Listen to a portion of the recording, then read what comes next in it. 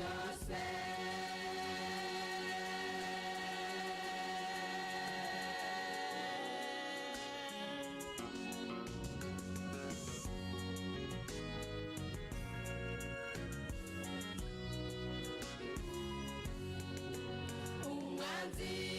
Yarishimye kuko yarazi ko ibyanjye birangiye, yibwiye ko n'ijuru ryantereranye kuko yaramaze kungusha mu cyaha. Mw'ijuru baraterana biga ku cyatuma umuntu acungurwa, igitabo cyuzuye intsinzi aritangara kwango njembeho.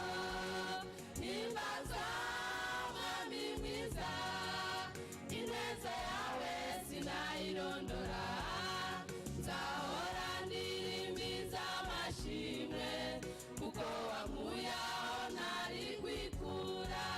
Himbazwa mwami mwiza, kuko wambereye umubyeyi w'ukuri, nzabibwira bose babimenye kuko wankijije urupfu rw'iteka ryose.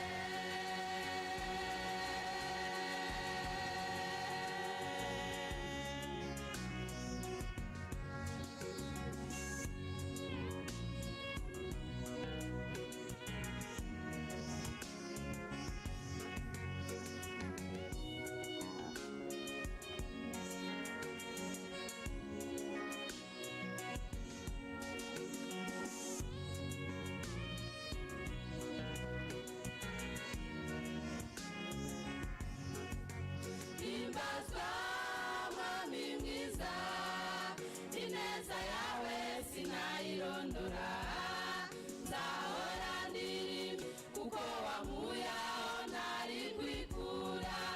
Himbazwa mwami mwiza, kuko wambereye, nzabibwira bose babimenye kuko wankijije urupfu rw'iteka ryose. Himbazwa mwami mwiza, ineza yawe sinayirondora, nzahora ndirimbiza amashimwe kuko wankuye aho ntari kwikura. Himbazwa mwami mwiza, kuko wambereye umubyeyi w'ukuri, nzabibwira bose babimenye kuko wankijije urupfu rw'iteka ryose.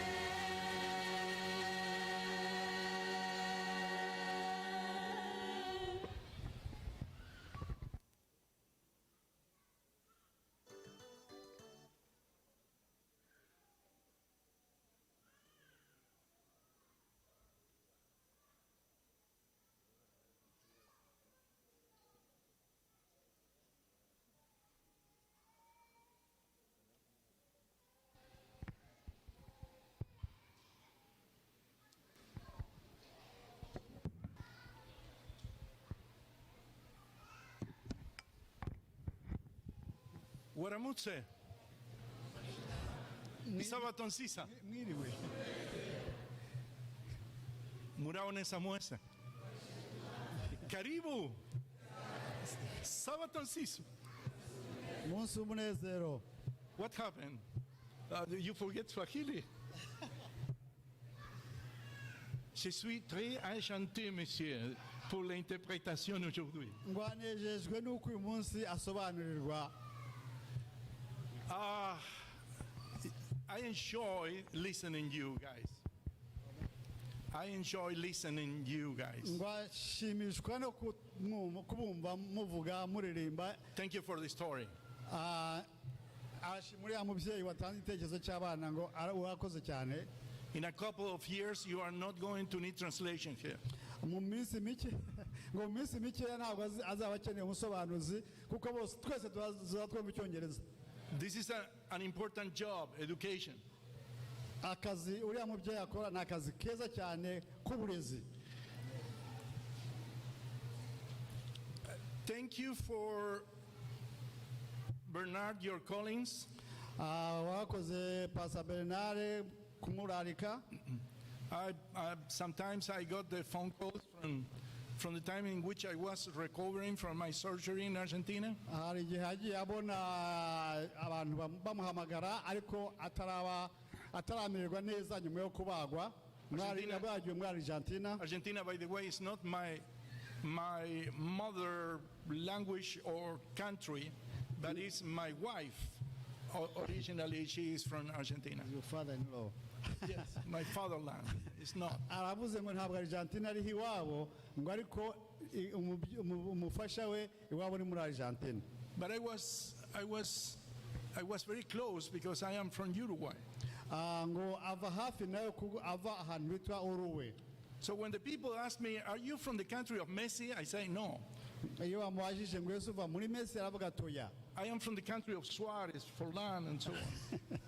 ngo ava mu gihugu avuze ibintu bya Suarez. Today people know relationship through soccer players more than anything else. abantu ubu ngubu cyane cyane bazi iby'umupira w'amaguru kurusha ibindi byose cyane cyane abantu bavuye muri South America no muri Africa. So that's quite interesting. ni ibintu bishimishije. Okay, today, thank you for the invitation, Bernard. uyu munsi shimiye Bernard yuko yantumiye. Always is good to be here. ati iteka nkunda kuba naba hano. I am a little bit concerned with the timeline. ati ndibaza ku byerekeye igihe. But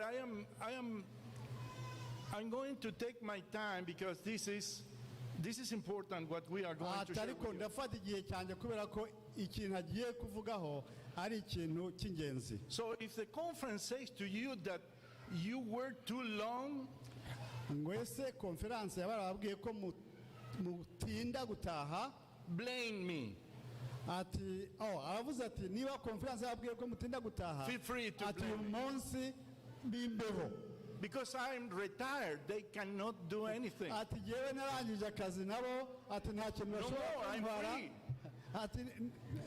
ati ndigenga ntabwo conference ngenga. You can say, well, he's oldie, you know, he lost the time and so on. mushobora kuvuga ngo ni mukuru, ngo ntabwo azi kugendana n'igihe, ariko azi ibyo akora. Keep sometimes, you know, the languages, but he's oldie. So they are going to believe you and you are going to be excused. ngo muzavuge ko ari umuntu ukuze yuko ibyo kugendana n'igihe atabyitaho cyane, ati noneho conference zabo. C'est bien pour vous, Etienne.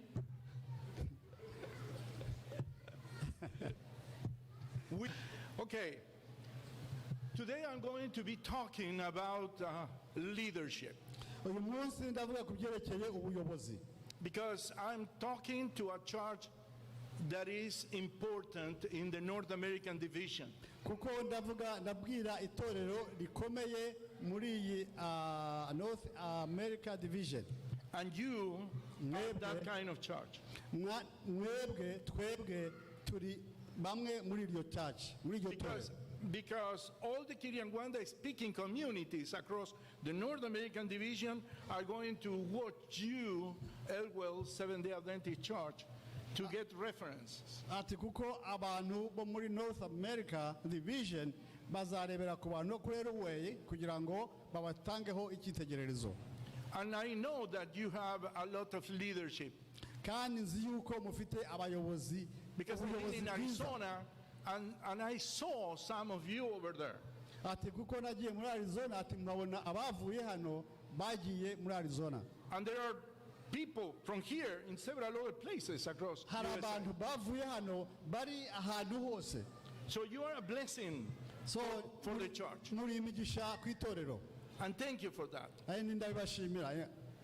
But plus the thank you nongeyeho byo kubashima, is coming also some kind of concept that you need to get along with.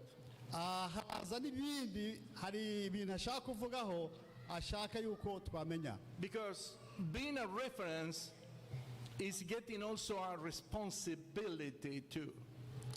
kuba abandi batureberaho tuba tubaye nk'abantu bafite umurimo tugomba kwereka abandi gukora neza kugira ngo abatureberaho bajyane icyitegererezo cyiza. So let's go now to the book of the Chronicles, Reka tujye mu gitabo cy'ingoma chapter 12, verse 32. igice cya 12. And the Bible is very short in that, Ati iryo somo ni rigufiya but it's quite interesting this. ariko rirashimishije kandi ni ingenzi. The verse in English says, uwo murongo mu cyongereza uravuga ngo of Issachar men who had understanding of the times to know what Israel ought to do, 200 chiefs and all their kinsmen under their command. ab'igihe cy'umuryango ab'igihe cy'umuryango wa ab'igice cy'umuryango wa Manase. You said Issachar. Okay.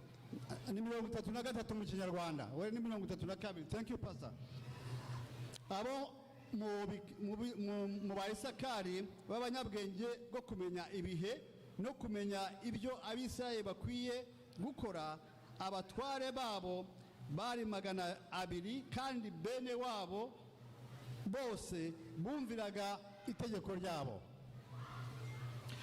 The book of the Chronicles Igitabo cy'ingoma is a book named in Hebrew, the books of the happenings of the days.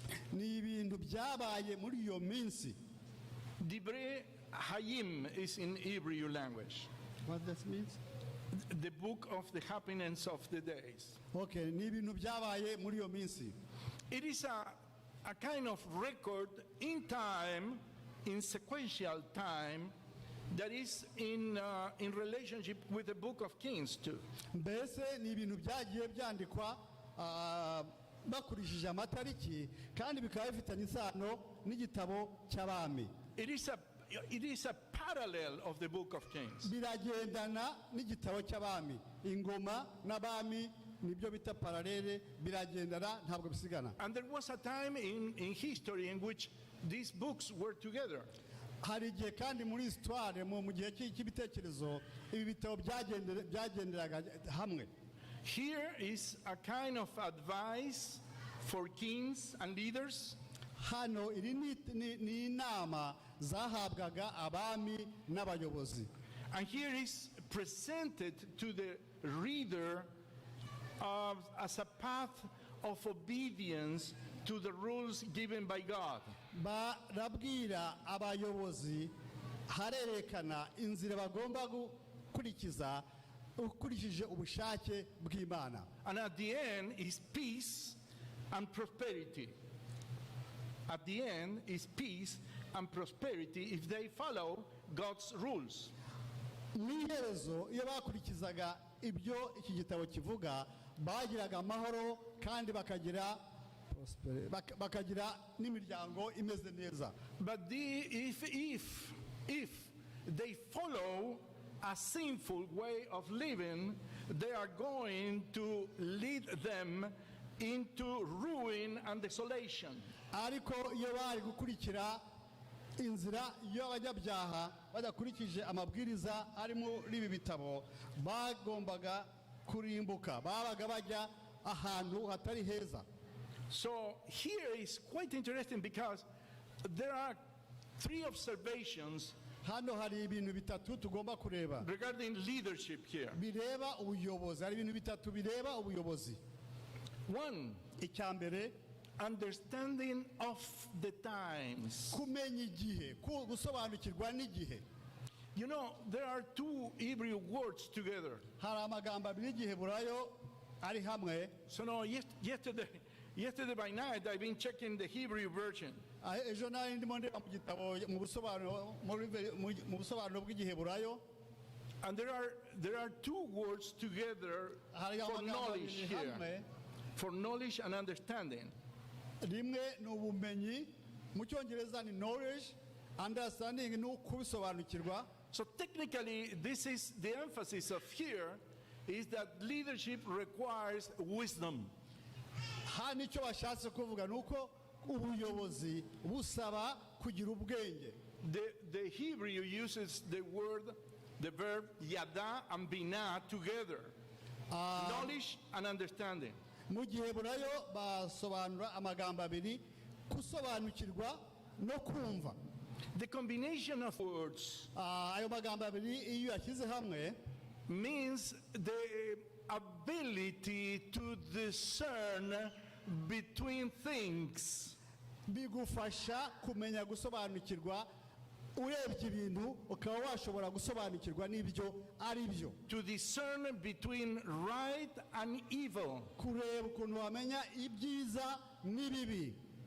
So this is a very key concept of understanding. uru ni urufunguzo rwo kugira ngo ushobore gusobanukirwa. So the Proverbs, for example, says, get wisdom, get insight. Get wisdom. mu migani haravuga ngo Get insight. fata ubwenge. fata ubwenge ni igitabo cya Salomoni. shaka ubwenge. So the emphasis is wisdom, knowledge. hano icyo bashaka kugira ngo dutindeho ni ukumenya ubwenge no ibyo bita wisdom ni ubwenge buva ku Mana ntabwo abantu benshi bafite. Of the times. cyane cyane ku byerekeye ibihe. This is involved several things regarding times. hano harimo ibintu byinshi byerekeye ibihe. We live in a calendar world in which we establish times for everything. turi mu buzima dukoresha karandiriye tureba ibyo tuzakora buri gihe. This is part of our time. So are you going to come, Pastor, today? Time. mbese uraza uri Of course, buze Bernard, I'm going to be there. pastor Bernard akavuga ati ndaza abantu yavugaga baramutse bamubaza. Are you coming tomorrow to the church? Yes. ejo uzaza gusenga? I'm going to be there. ati nzaza gusenga. Because the times are very important. igihe ni ingenzi cyane. But knowledge of the times involve more. ariko kumenya igihe kugira ubwenge bwo kumenya igihe n'ubwenge buruseho. Here the concept of times, by the way, is very short in Hebrew. Et is the word. It. What means? Times. barashaka kuvuga yuko mu gihe burayo aravuga ku ijambo igihe. And for example, in Ezekiel 12:27, muri Ezekiyeli 12:27 involves of prophecy, prophetical times. baravuga. So these people who is described here, they do have a knowledge about the times in which they were living.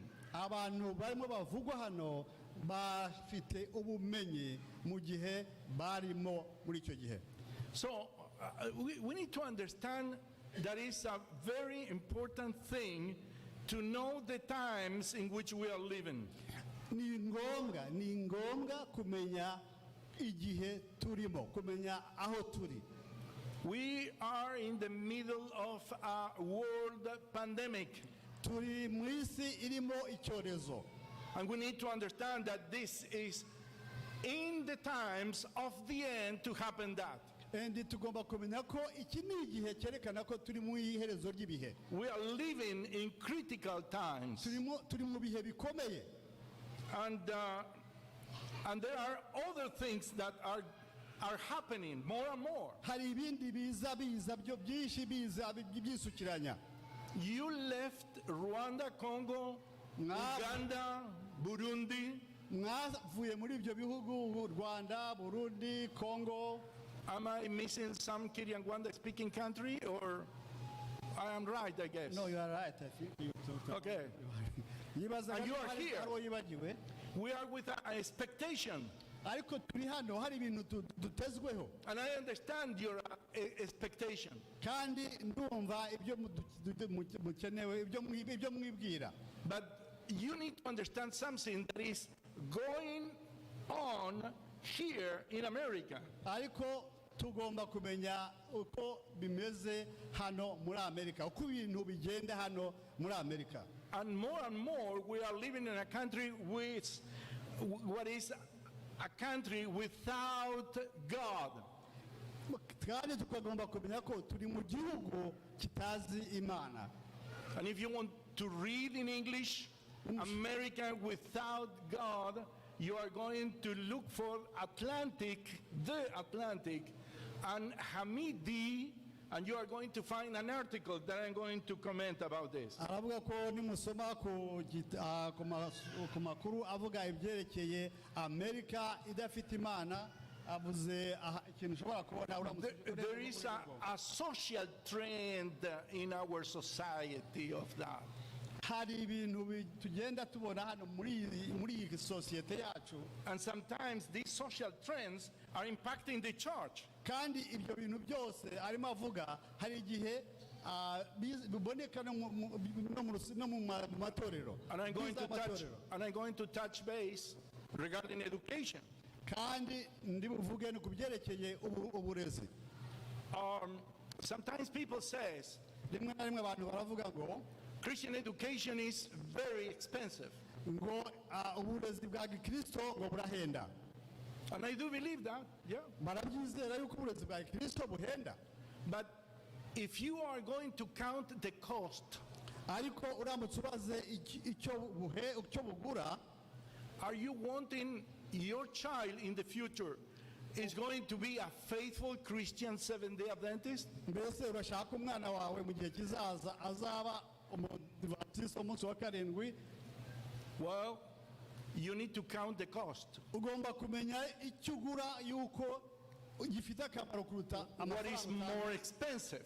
ni iki gihenze? ni ukugira umwana mwiza cyangwa ni ukubura umwana wawe? Because if we as a church do not have subsidies coming from the state. kuko itorero ntabwo dufite, We don't receive parties of money coming from the state or the federal government for education. nta kintu na kimwe itorero ryacu ribona kivuye muri leta.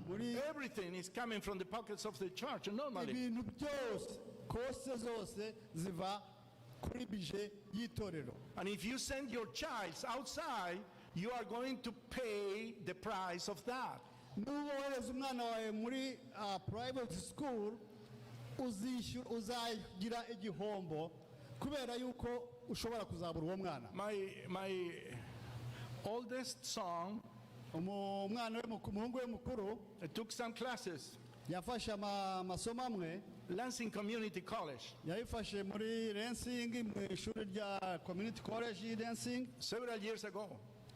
iminsi yashize ya kera, imyaka So I asked him someday, naramubajije umunsi umwe, let me see the program of the classes you are reka taking. ndebe porogaramu yo mu ishuri mukurikira.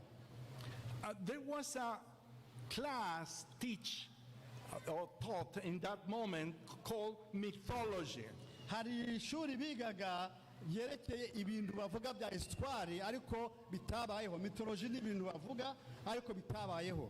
So there were Asian mythology, Greek mythology, Babylonian mythology, Roman mythology. bari bafite za mythology z'Abagiriki, iza Babuloni, iza aho hose. And the Bible as mythology. And the Bible as mythology. They were teaching Bible as mythology. and bigishaga Bibiliya nkaho ari imigani y'ibintu bitabayeho. In our schools, you are not going to get that, never. mu mashuri yacu ntabwo tuzigera twiga ibyo byigisho by'ibintu bitabaho. Because for us, the Bible is the Word of God. kubera ko kuri twebwe It's not a myth. ijambo ry'Imana It's not part of rivuga ko mythology. God ari Imana nyamana. So we need to discern what we are going to do.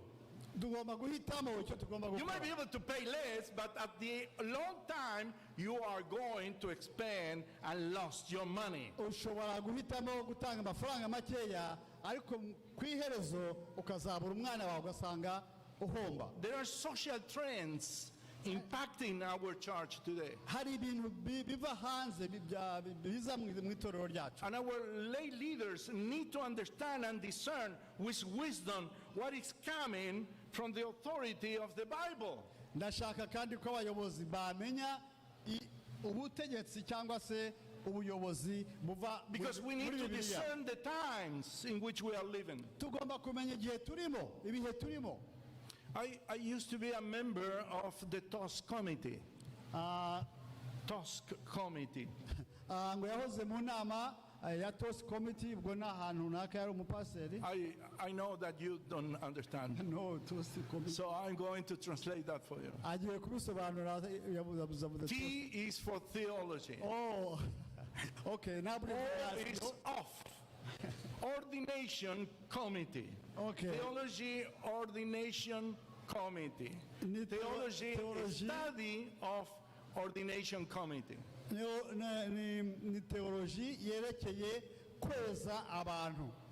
You know, there is a tendency today hari muri iyi minsi hari ibintu biriho coming from the place in which I'm going to send or say at the end, biva mu binyamakuru bimwe ngiye kuvuga, to ordain women to the office of ordination as a pastors. baravuga ibyerekeye kweza ababyeyi kugira ngo bashobore kuba abapasiteri. And let me tell you that our church is in certain point a little bit divided upon that. Kuri icyo kibazo itorero ryacu ntabwo ntabwo abantu bose bavuga rumwe. Bamwe bavuga kweza ababyeyi, abandi bakavuga ko atari byiza kweza ababyeyi. Itorero ryacu. And even when I am talking about this, that happened 6 years ago. Tibwo navugaga ibingibi imyaka 6 ishize. 6 years ago, they are thinking, some people thinking about with doubts regarding the mind, regarding the topic. Abantu bamwe bavugaga ibyerekeye iyi topic, ibyerekeye icyo kibazo cyo kweza ababyeyi. So when we finish TOSC, barangije iyo komite yayisobanuye ngo ni theology of. I've been talking with some friends. Yavuganye na bamwe mu nshuti ze. And I say, you know, we never talk each other with the opposite parts. Ati twebwe abari mu ruhande rumwe ntabwo turavugana n'abatari mu ruhande turimo. So I would like to ask some questions, direct questions regarding this topic. Ndashaka kubaza ikibazo cyerekeye iyi topic cyangwa se iyi sujet. And when we saying farewell everybody, because that was 2014 and everything is going to be prepared for a World Congress of the Church. Basezeranyeho kubera ko abantu bari barangije ibyo bari bashinzwe gukora. There was a lady with which we sometimes interchange some ideas. Hari umubyeyi umwe twavuganye tweshanje ibitekerezo. She was in that time from Canada. Yavaga muri Canada. And with akaba afite akavukire ava i Buraya muri Portugal. So she spoke fluently several other languages. Yavugaga indimi nyinshi, Portuguese. So I say to her, amaze ndamubwira nti, can we talk? Ese dushobora kuvugana? And she said yes. Aravuga ati ya twavugana. Okay. I say, look, we were discussing and studying a lot of documents. Turavugana tuzana za dokima lot of documents. Ibintu bya dokima nyinshi cyane. And you are going to see pages and pages and pages and pages. And tugiye kubona amapaje n'amapaje n'amapaje. Okay. Say, do you when you think about women's ordination, you are in favor of women's ordination? She said yes. Okay. Yamubajije niba yemera yuko ababyeyi bagomba kwezwa. So I asked her, show me just one Bible text, Old or New Testament, that might say in favor something of women's ordination. One. Yamubabura umurongo umwe muri Bibiliya nshya, Nouveau Testament, ivuga ibyo kweza abadama. And she began to talk. Atangira kuvuga. And talk. Baravuga. And talk. Baravuga. And talk. Baravuga. And I wait about 20 minutes. Nyuma y'iminota 20. And I was listening nari muteze amatwi carefully. nteze amatwi nitonze. She was talking to me about experience, Yamubwiraga akurikije Feelings? ibyo azi, ibyo yumva, how those feelings are going to be satisfied, if she might be able to be ordained, ni ukuntu ibyo byiyumviro bizahura, and the experience of her experience as a leader. kandi yari afite experience, yari afite But I was, yari umuyobozi, filtering everything, and no Bible text. No Bible text. nta somo na rimwe yamweretse rivuga ibyo kweza ababyeyi. So yeah, I understand your experience and your feelings, I say. Ati ndumva ibyo uzi cyangwa se ibyo urimo utekereza. Yabwiraga uwo Would you be mubyeyi, able to think in one text? One text. ati ushobora Bible text. ushobora kunyereka nabura iverisi imwe yo muri Bibiliya. You know, the problem here has to be with offices in the Bible. Ikibazo hano ni ukureba ibintu biri muri Bibiliya. Because some people say, well, there is a big silence in the Bible. Hari abavuga ngo muri Bibiliya nta kintu bavuga, ngo ni silence. Think about Mutekereze it. namwe. Silence in the Bible. Ngo muri Bibiliya harimo ituza, ngo nta kirimo. Okay.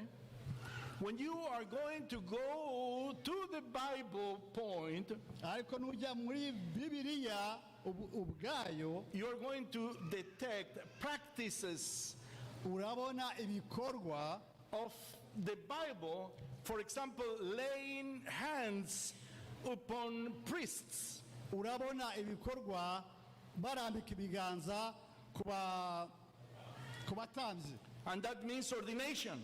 Ibyo ngibyo rero nibyo bita kweza. You are going to find out that practice for the apostles. Urabona barambika ibiganza ku ntumwa. So there you are going to find out that practice for elders Urabona barambika ibiganza ku bakuru b'amatorero, or presbyteros, like the Greek of the New Testament says. Presbyteros. What are those? Presbyteros means elders in Greek. Abakuru b'amatorero mu Kigiriki ngo ni So when, presbyteros. yeah, presbyteros. So I say, show me a woman that was ordained as a priest in the Old Testament. Yabwiye uwo mubyeyi baganiraga ati nyereka muri Bibiliya ya mbere Show me, ahantu umubyeyi yabaye yejejwe. show me a lady that Jesus ordained to be an apostle. Ngaho nyereka umubyeyi wigeze yezwa kugira ngo abe intumwa. Show me a lady that is going to be selected in the Bible by ordination and imposing of the hands in the Bible mentioned by Paul, for example. Ati urebe nko mu bitabo bya Paul, urebe ahantu umubyeyi yaba yarashyizweho ibiganza maze uhanyereke. No. Nta cyanshubije. Yeah. Where is the fountain and the source of our knowledge? Mbese iriba ry'ubwenge bwacu rirahagana hehe? It's coming from the culture. Mbese biva aho dukomoka mu mico yacu? It's coming from the society. Mbese biva muri sosiyete turimo? So the culture is inspired by God. The culture is inspired by God. Okay. Umuco tukura abantu bakurikira iby'Imana, Imana niyo iwuduha. Is the society inspired by God? Mbese isosiyete yo yuhumekerwamo n'Imana? So you know the answer. Muzi igisubizo cyari ikibazo, sorry. Only the Bible is inspired by God. Cyari ikibazo, ibyo byose Bibiliya yonyine niho dukura inspiration, niho dukura ubumenyi. Biblia gera. Biblia gera. You know Biblia gera? Here says Biblia gera. Aravuga Bibiliya yera. Biblia gera. Is that correct? Yeah. Biblia gera. Bibiliya yera, yeah. It says that. Yera. Gera. Yala. Yeah. Yera. Or yera? Yera. Yera. Yeah. Okay. Yera time I know that. Bibiliya yera. Sorry for mixing up Spanish with that. Ati mbabarire ndimo ndavangavangamo n'Igispanish. So today we are living in a country in which God is being put aside, and the Bible too. Muri iyi minsi turi mu gihugu cyashyize Imana ku ruhande ndetse cyashyize na Bibiliya ku ruhande.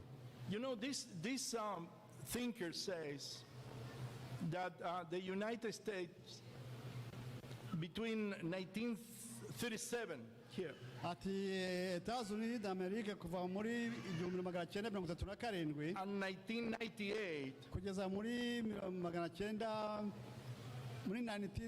kugeza 1948 Christianity was 70% of the total population of the country. Abakristo bari purusa 70 mu gihugu cyose. But in the last 20 years, Ariko mu myaka 20 ishize dropped down. byaguye hasi.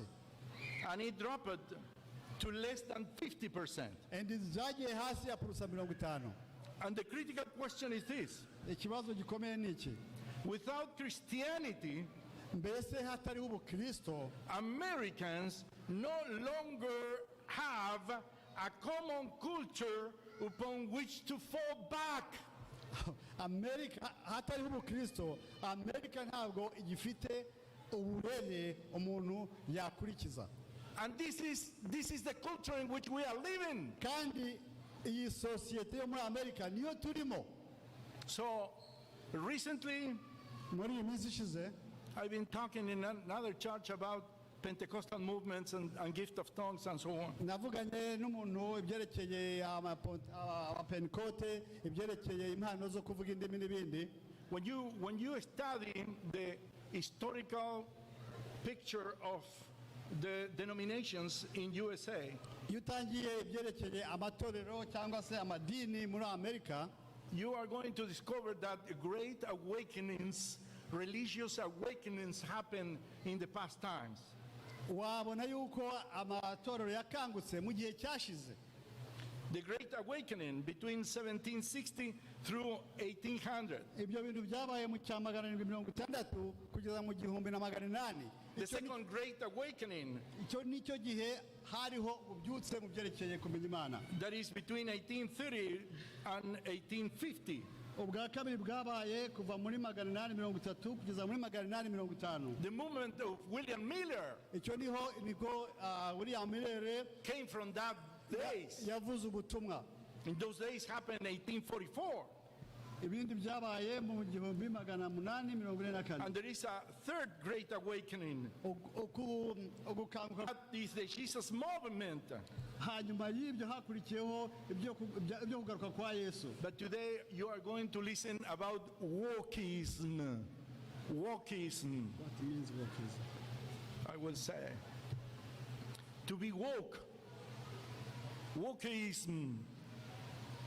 That is a left side movement that is impacting our society. Okay. Wokeism. Iryo jambo wokeism ngo ni ijambo abantu bibwira ko bari maso ariko ntabwo bari maso.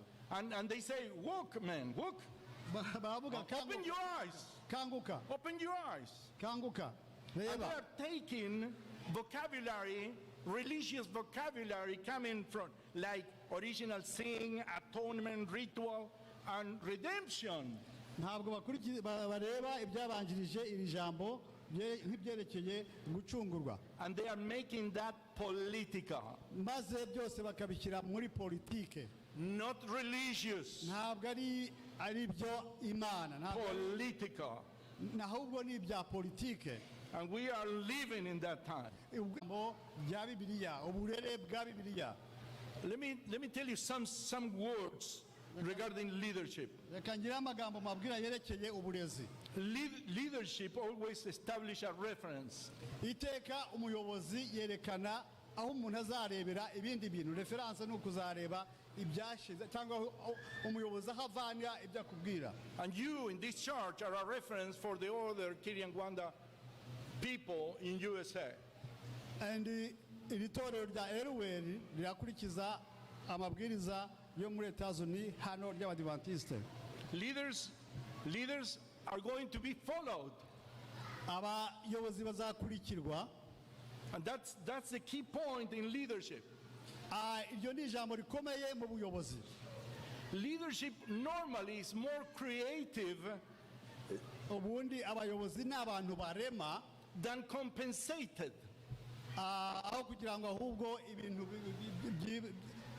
So gives more than what receives. batanga byinshi kuruta ibyo bakira. So at the long road, you are going to see leaders in the figure of the Lord Jesus and the Apostle Paul. Kugira ngo byose bigende neza no kureba ubuyobozi bwo mu gihe cya The Lord Jesus or the Apostle Paul driving a Mercedes and living in a mansion, big, being a millionaire or something like that. mbese muratekereza mu gihe cya Pawulo umuntu atwaye imodoka Mercedes Benz aba mu nzu y'ikitabashwa ibintu nk'ibyo ngibyo. Leadership always left things better than they found when they began to lead. Iteka abayobozi bareka ibintu bimwe kugeza igihe kurusha igihe batangiriye. Leadership is going to leave something good after they left the position. Ubuyobozi buzagira ikintu busiga cyiza nyuma yuko barangije akazi kabo. And the Bible says here, Bibiliya iravuga ngo and all the kinsmen under their command obey here.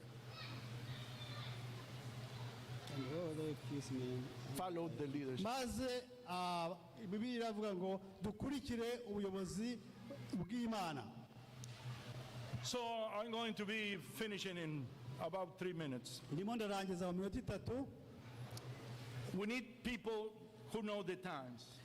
Tukeneye abantu bazi ibigihe. We are living in the times of the end. Turi mu bihe biheruka. Prophecies are going to be preached in our church. Ubuhanuzi buzabwirizwa mu matorero yacu. We need to know what Israel has to do. Tugomba kumenya icyo tugomba gukora. Because we need to prepare people for heaven. Kubera ko tukwiye gutegurira abantu kwitegura kujya mu ijuru. And character is the one thing that we need to work with. Kandi tugomba kurema umuco wabo. And all their kinsmen, like Israel, obey that command.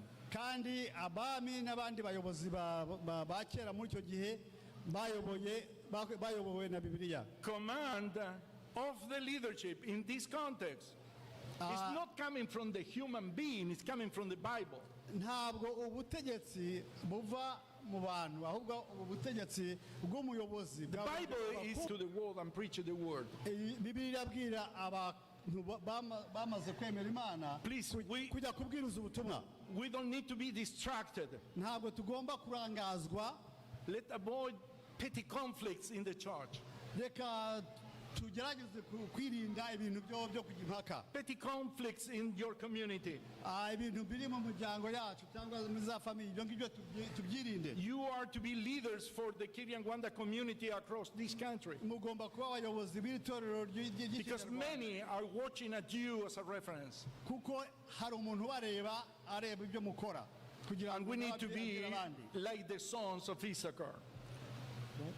We need to be like the sons of Issachar. Okay, tugomba kuba nk'indirimbo ya Isakari. Understanding in the times. Kumva ibihe, kumva igihe. To know what Israel has to do. Kandi kumenya icyo tugomba gukora. Hussein is followed by everybody. Hussein is followed by all the kinsmen. Okay, gukurikira ibyo Imana ivuga. God bless you and happy Sabbath. Imana ibahe imigisha kandi mugire isabato nziza.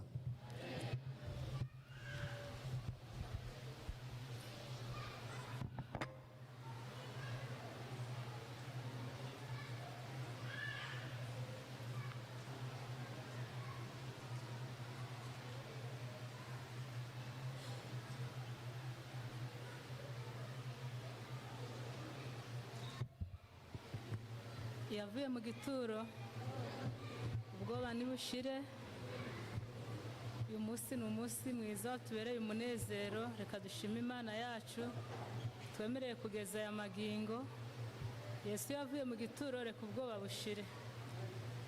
Twese duhagaze n'umunezero mwinshi turirimbe indirimbo 196 umuyobozi ayituyoborere.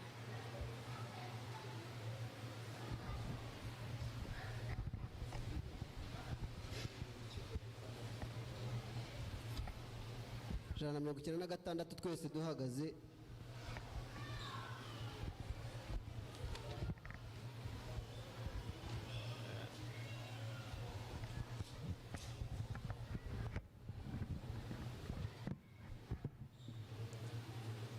Munyanganire.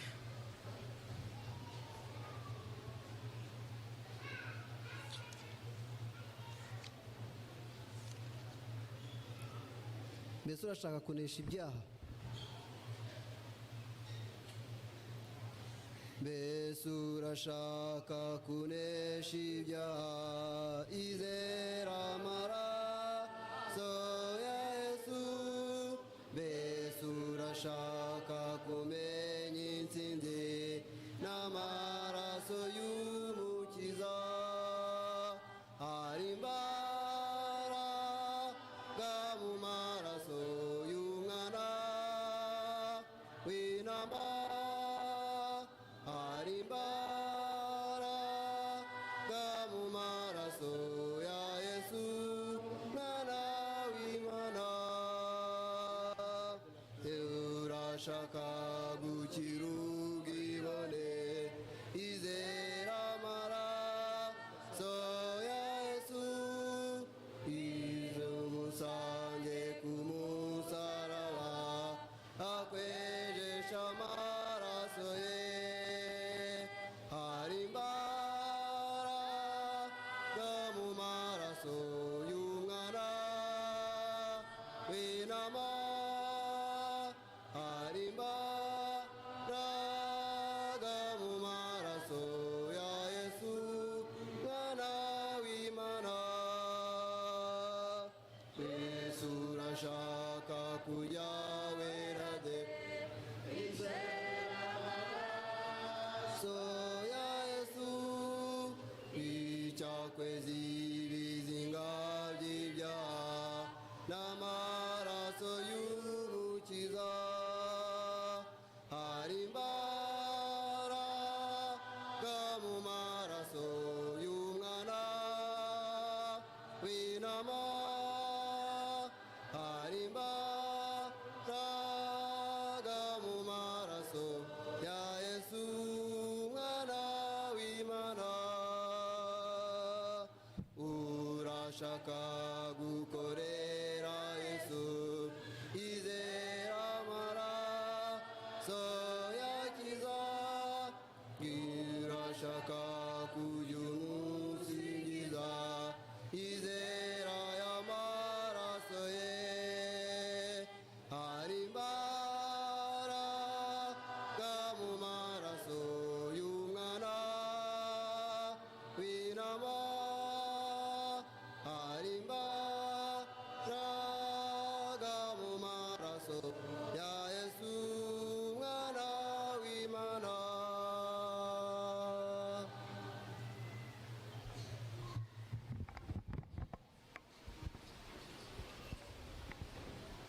Dusenge. Turagushimye Uwiteka Imana yacu dukunda iri mu ijuru. Tugushimiye kugira neza kwawe, tugushimiye kudukunda, tugushimiye ko watwitangiye ubwo twari abanyabyaha, wanga ko duheranwa n'icyaha. Uyu munsi turaba agaciro mu biganza byawe, izina ryawe ryiza rihabwa icubahiro. Tugushimiye igitambo cyiza cy'ikaruvari, tugushimiye amaraso watumeneye kugira ngo tweza dutunganye. Tugushimiye ko wemeye ko iyi tariki n'uyu munsi twiyuhagira muri ayo maraso, izina ryawe rihabwa icubahiro. Tuje imbere yawe turi abanyabyaha tudatunganye, ariko wowe urera kandi urakiranuka, kandi wishimira umunyabyaha uwo ari we wese wihanye. Turagusabye ngo uduhe kwihana muri uyu mwanya, uduhe guca bugufi imbere yawe Data wa twese, kugira ngo nureba guca bugufi ko mu mitima y'abana bawe ndike mu gitabo cy'ubugingo.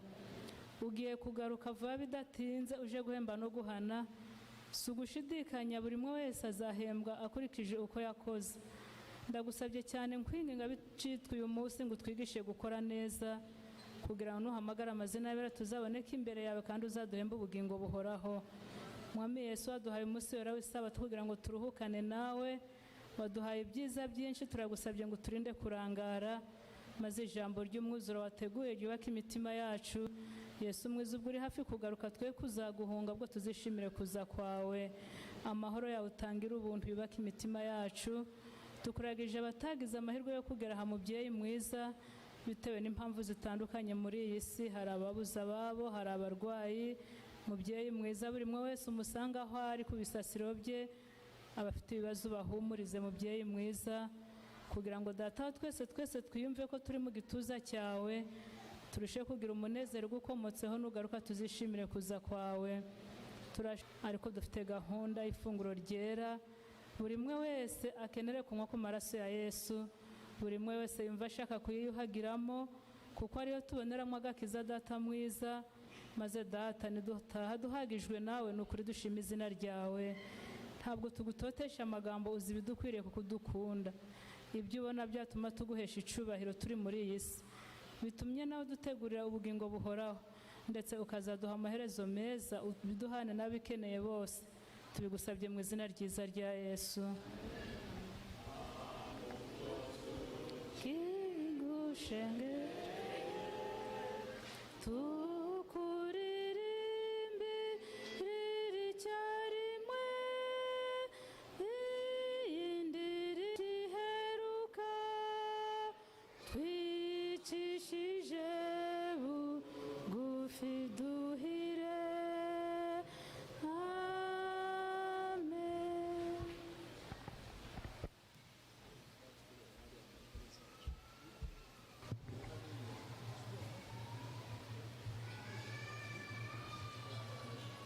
Mwiriweho.